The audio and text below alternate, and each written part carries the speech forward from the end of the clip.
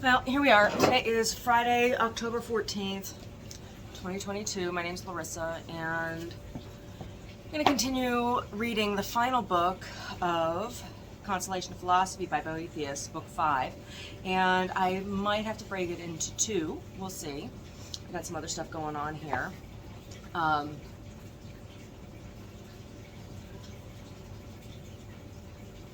Stuff that's going on in Iran right now. I hope they overthrow that government. Because what they're talking about is getting rid of a theocracy. Right? The idea of an Islamic republic, that is a fallacy, right? It is a theocracy, right? You cannot have a religious republic. The two contradict each other. You can't have a republic that is faith-based. You can't. The two ideas are mutually exclusive. And so what Iranian people are saying, I say Iranian people, not Persians, because not everybody who is Iranian is Persian, right? The young woman whose death sparked all of this, or sparked this massive uprising, is Kurdish. She is was not Persian. It's an ethnic minority. They're looking to do away with theocracy. That's a big deal. That's a really big deal. Anyway, down here in the laundry room.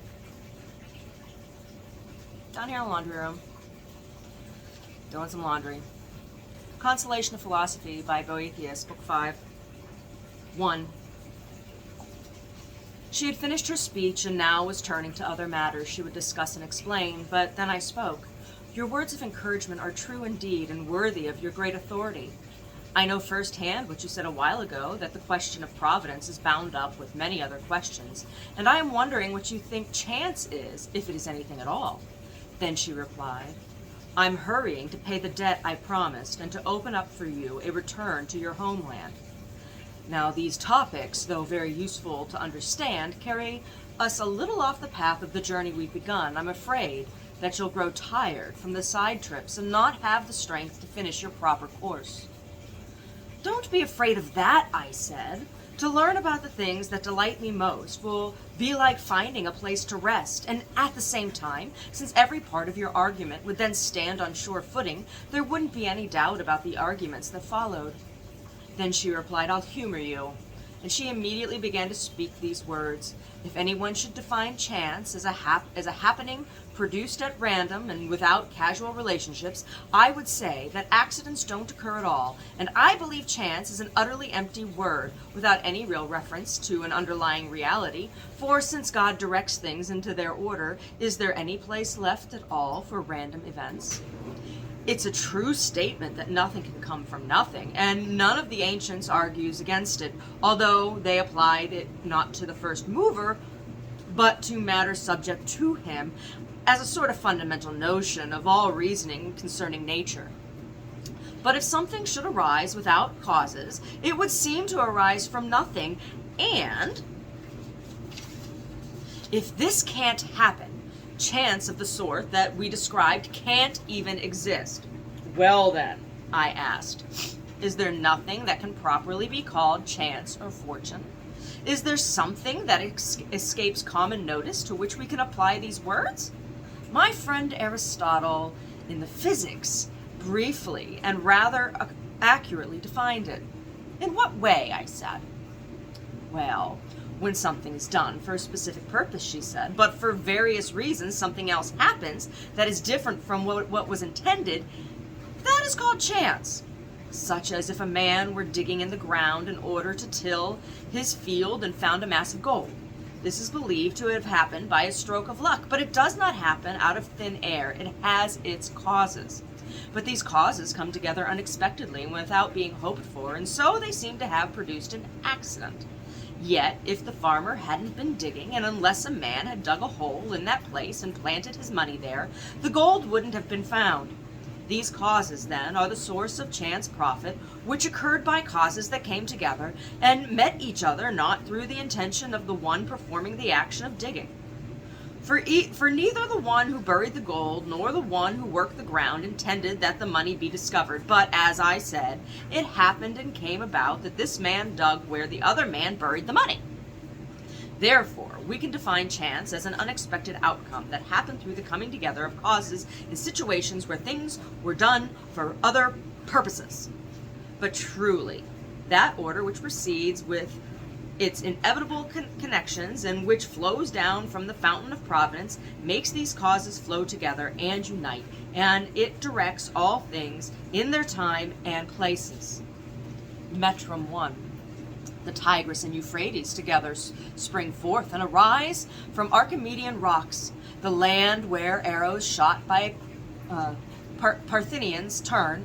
These rivers flow and are cleft. What if these streams once more were combined? Ship would meet ship. Tree trunks torn from the banks would mingle, twist, and entwine, weaving random paths down the land. These wanderings, seeming chance, are not. They are controlled by the slope. Even chance wears a bridle, heeds the law. 2.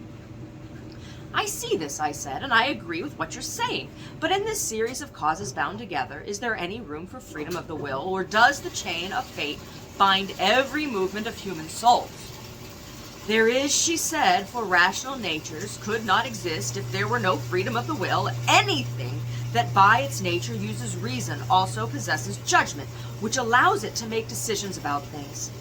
By its own power, it determines what it should seek and what it should avoid. Indeed, everyone strives after what he thinks is desirable, and he avoids what should be avoided. Therefore, everything that has reason possesses the freedom to want something or not to want it, although I don't think this freedom is equal in all beings. Heavenly divine beings have keen judgment and uncorrupted will, and they have within them the power to achieve what they want. Human souls are necessarily more free when they continue to contemplate the divine mind, but they are less free when they fall down to human bodies. Their ultimate slavery comes when they are given over to vices and fall away from the possessions of their reason. For when they have cast their eyes from the light of supreme truth to lower, darker things, they are soon blinded in a cloud of ignorance and disturbed by destructive passions.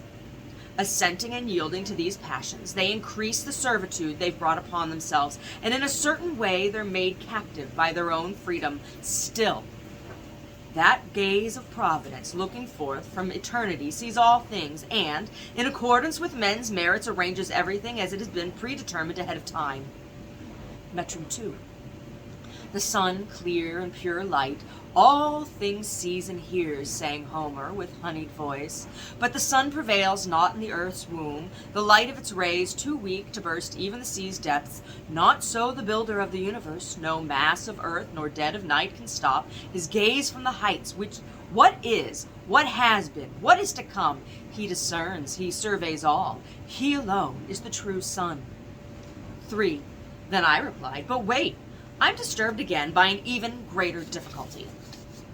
What is it? She asked, though I can already guess what's troubling you. It would seem contradictory and conflicting, I answered, for God to know everything and for there to be free will. If God sees all things ahead of time and can't be deceived, it must be true that he foresees by his foresight will come about. So, if he has foreknowledge from eternity not only of the deeds of men but of their plans and wishes, there will be no freedom of the will, since no deed or wish will be able to exist except what he has foreseen by a divine providence that can't be deceived. Otherwise, if desires can turn away from the manner in which they have been foreknown, then foreknowledge of the future will not be secure, but will instead be an uncertain opinion, which I consider unthinkable when speaking of God. I don't agree with that argument, which some think can untie the knot of this question. They say that something will come about, not because Providence has seen that it will happen, but rather, on the contrary, that since it will happen, it can't escape the notice of divine Providence, and so the necessity falls on the other side. And they say that it is not necessary that the things that are foreseen happen, but that it is necessary that they will happen be foreseen.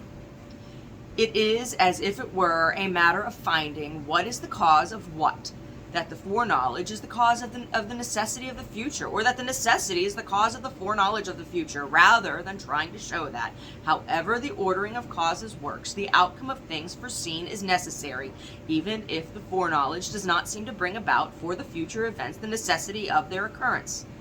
For if someone were sitting, the opinion that he was sitting would have to be true. And then on the other hand, if the opinion that someone is sitting is true, he must be sitting. In any case, then there is necessity. In the latter case, it is necessary that he be sitting. In the former, it is necessary that the opinion be true. But the person is not sitting because the opinion is true. The opinion is true because it happened.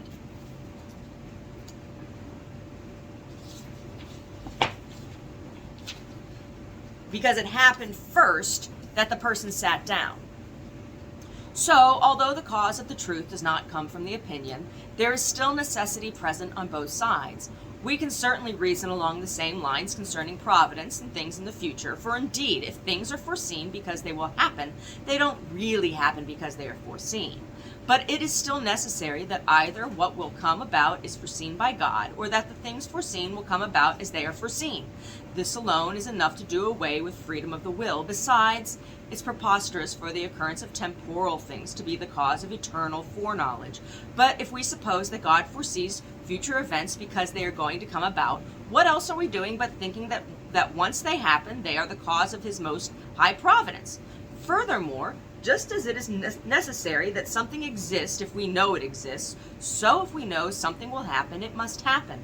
Thus it comes about, and the occurrence of the thing that's foreseen can't be avoided. Finally, if someone perceives something other than the way it is, not only is that perception not knowledge, but it's a false belief, and not at all like the truth of knowledge. So, if something will happen in such a way that its occurrence is not certain or necessary, how can that occurrence be foreknown? For just as knowledge isn't mingled with falsehood, so that which is conceived through knowledge can't be any other than the way it is conceived to be. And this is the reason why knowledge is lacking in falsehood, since the thing must be just the same as knowledge understands it to be.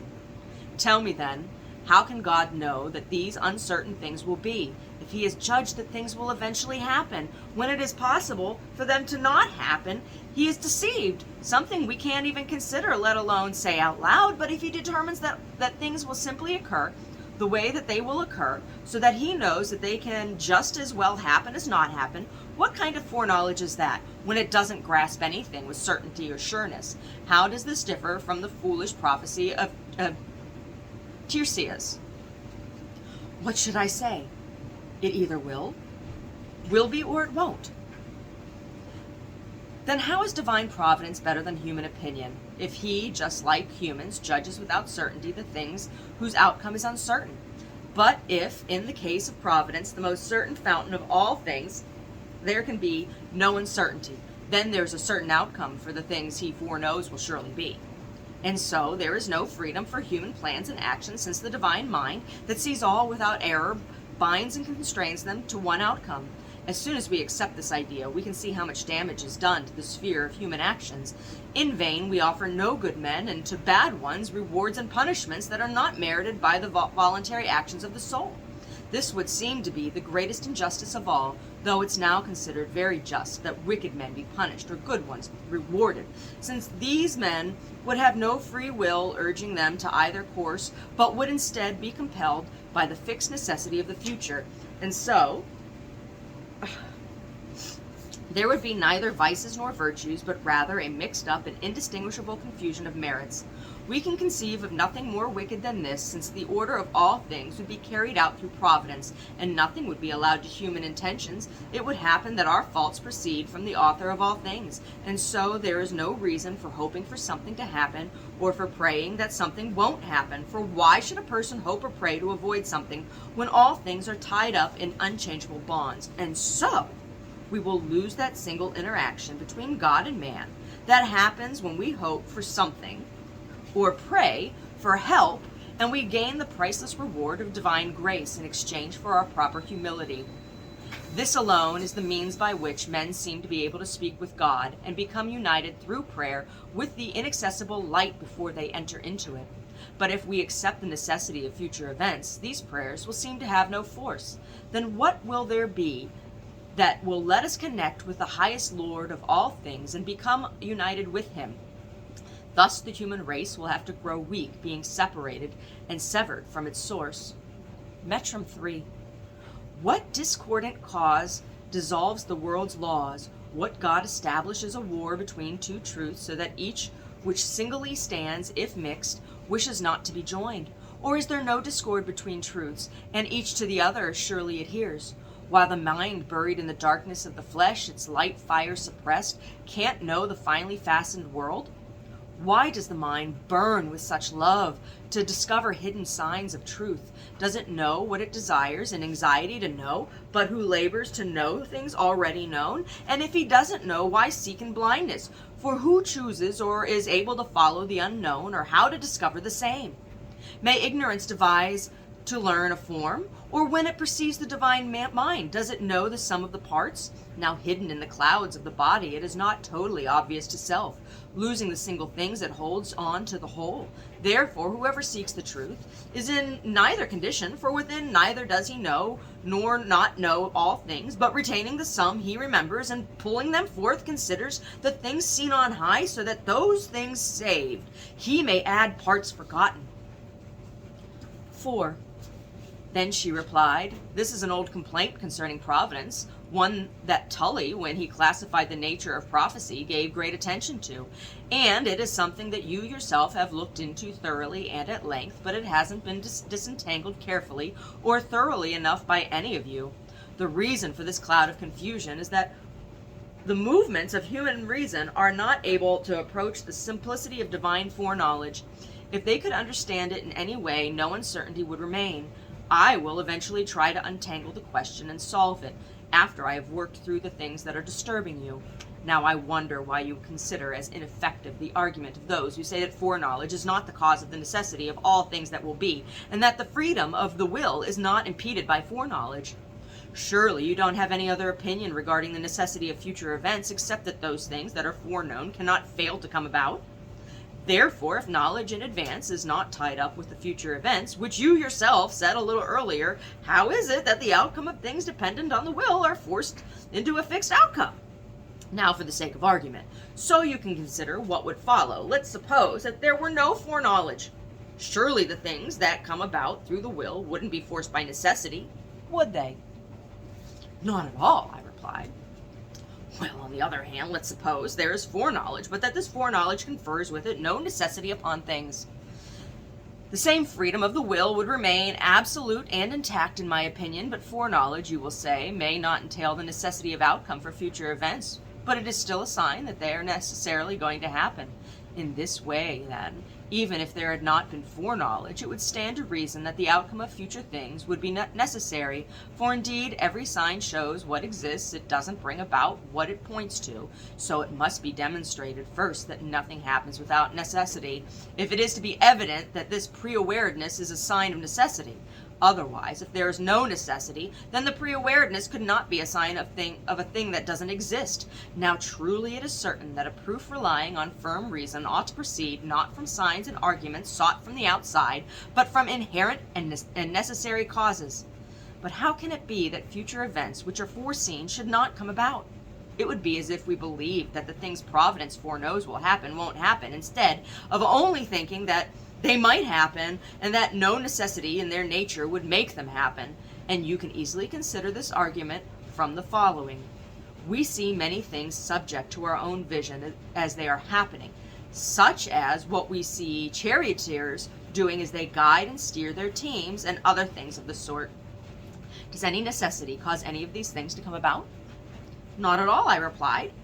For then the use of skill would be in vain if everything were moved by compulsion, and so in the case of the things that are freed from any necessity of being the way they are, if we were to see them before they occurred, we would see that they will happen without any necessity. So there are certain events whose outcome is freed from all necessity.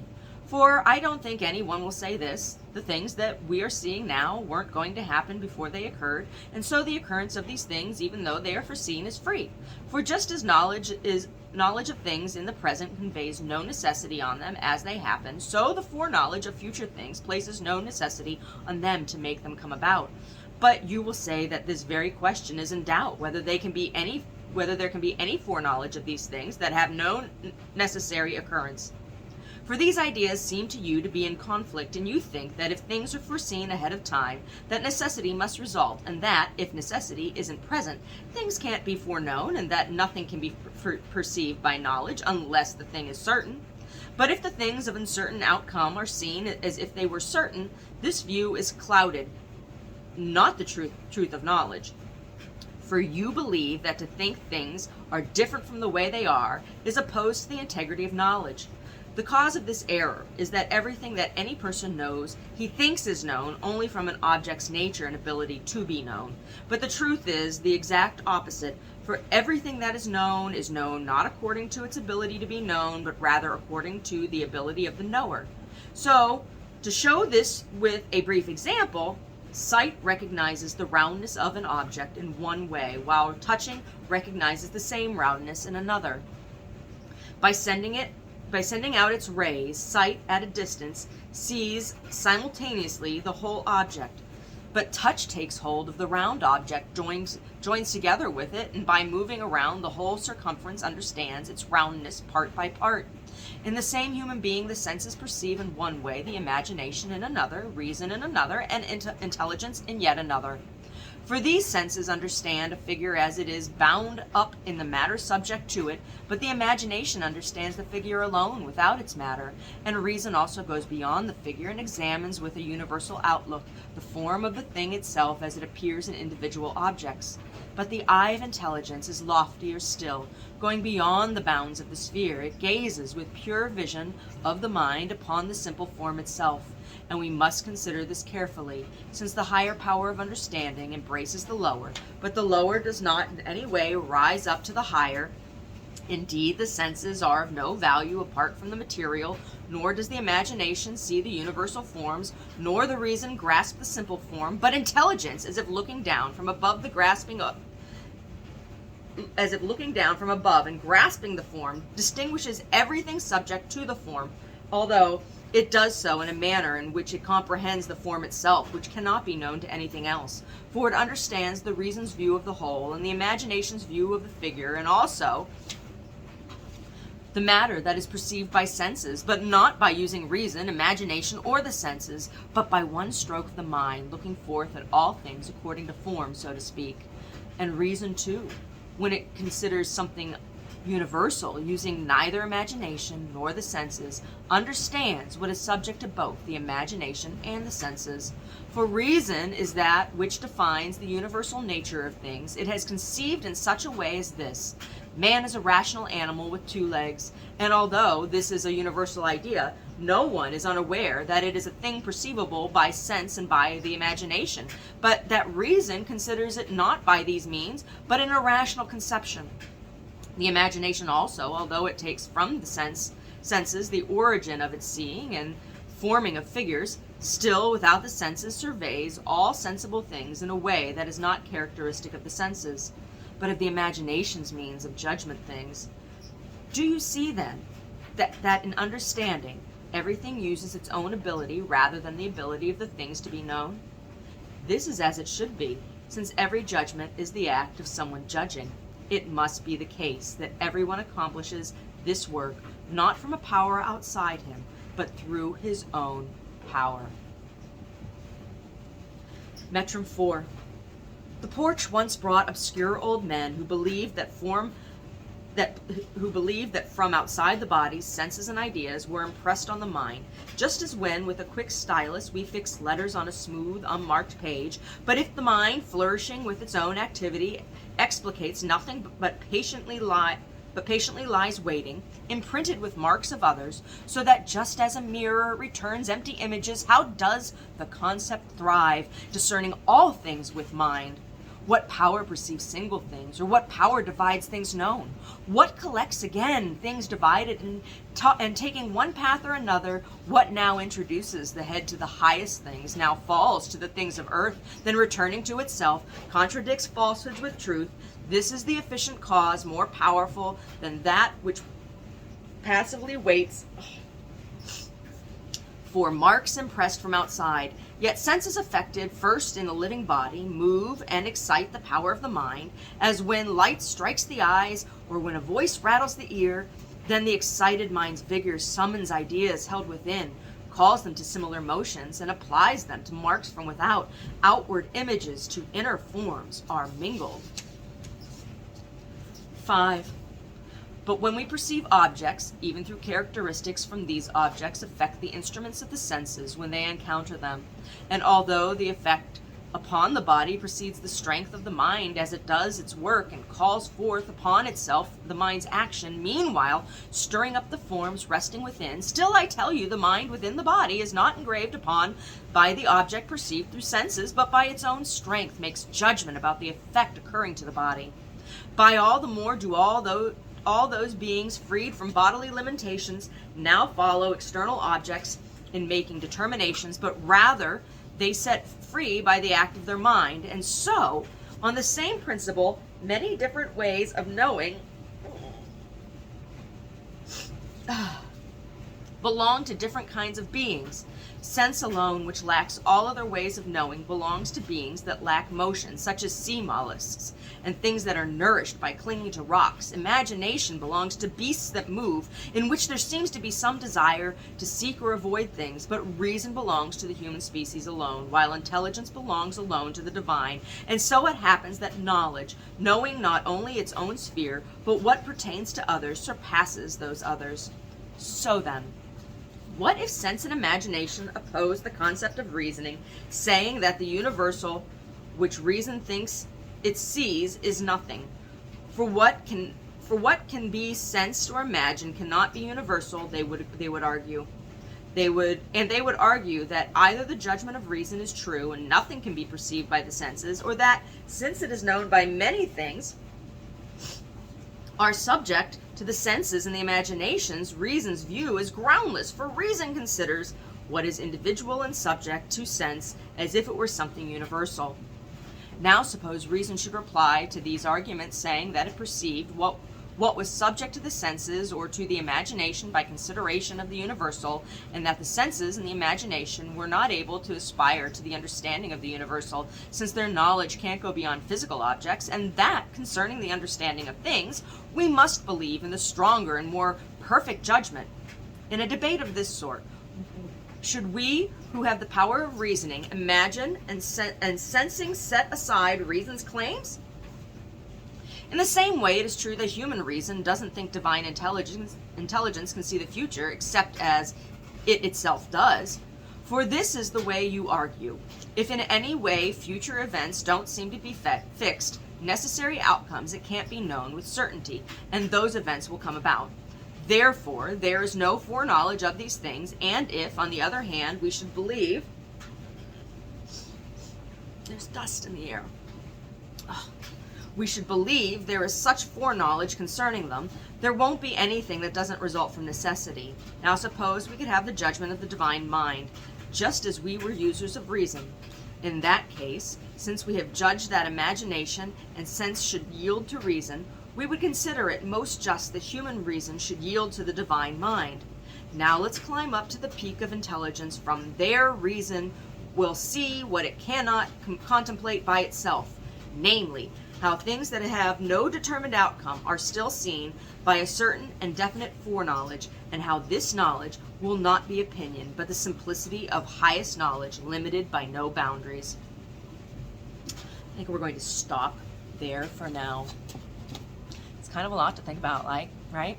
So, this argument exists largely between Western philosophy and Vedantic, or I should say Judeo-Christian philosophy, Abrahamic philosophy, Abrahamic traditions, and Vedantic traditions, looking specifically at determinism. And so in Vedantic tradition, there is predetermined destiny. That's why it is common in Hindu practices when a woman has a baby to go to an astrologer and have their chart done, and they believe that Vedic astrologers are able to actually tell you when you're going to die based on your chart.